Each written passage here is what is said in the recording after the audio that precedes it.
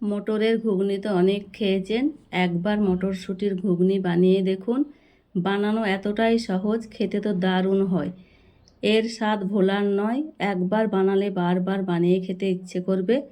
ভিডিওটি না টেনে পুরো ভিডিওটি দেখে নেবেন। গ্যাসে কড়াই চাপিয়ে জল বসিয়ে দিয়েছি। গাজর ছোট ছোট করে কেটে দিয়ে দিলাম দুটো, একটা আলু সেদ্ধ করতে দিয়ে দিলাম, স্বাদ মতো লবণ। 2 মিনিট ফুটিয়ে নিয়েছি, তুলে নিচ্ছি জল ঝরিয়ে।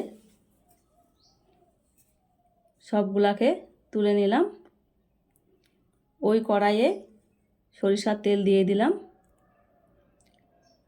সেদ্ধ করা গাজর আলু ভেজে নেব কিছুক্ষণ ভেজে নেওয়া হয়ে গেছে, একটা পাত্রে তুলে নিচ্ছি। খুব সহজেই বানানো যায় এই রেসিপিটি। ওই কড়াইয়ে আবারও কিছুটা তেল দিয়ে দারচিনি ও এলাচ দিয়ে দিলাম, পেঁয়াজ কুচি দিয়ে দিলাম, 3-4টে কাঁচা লঙ্কা দিয়ে হালকাভাবে ভেজে নেব। হালকাভাবে ভাজা হয়ে গেছে, স্বাদ মতো লবণ, হলুদ গুঁড়ো, জিরের গুঁড়ো, আদা রসুনের পেস্ট সব কিছু ভালোভাবে কষিয়ে নেব। কাঁচা গন্ধটা কাটানোর জন্য ভালোভাবে কষানো হয়ে গেছে। ভেজে রাখা গাজর আলু দিয়ে দিলাম, মশলার সঙ্গে 2 মিনিট ভালোভাবে কষিয়ে নেব। 2 মিনিট ভালোভাবে কষানো হয়ে গেছে। ওপর দিয়ে মটরশুঁটি দিয়ে দিলাম, আবারও 2 মিনিট ভালোভাবে কষিয়ে নেব। যতটা সম্ভব কষানো যায়, যত কষানো যাবে ততই স্বাদ বেড়ে যাবে। ভালোভাবে কষানো হয়ে গেছে।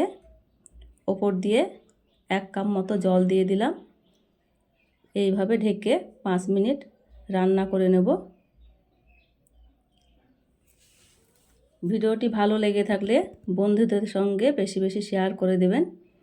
ঢাকনা তুলে নিয়েছি, আমার সেদ্ধ হয়ে গেছে। আবারও নেড়ে নিচ্ছি। গরম মশলার গুঁড়ো, ধনেপাতা ছড়িয়ে আবারও নেড়ে নেব কিছুক্ষণ। আমার হয়ে গেছে, একটা প্লেটে ঢেলে নিচ্ছি। দেখুন, দেখতে এত সুন্দর, খেতে তো দারুণ হয়, অসম্ভব মজার। শীতের সময় মটরশুঁটি ঘরে থাকলে এইভাবে মটরের ঘুগনি করে দেখতে পারেন, অসম্ভব মজা। একটা টিপে দেখাচ্ছি, দেখুন সেদ্ধ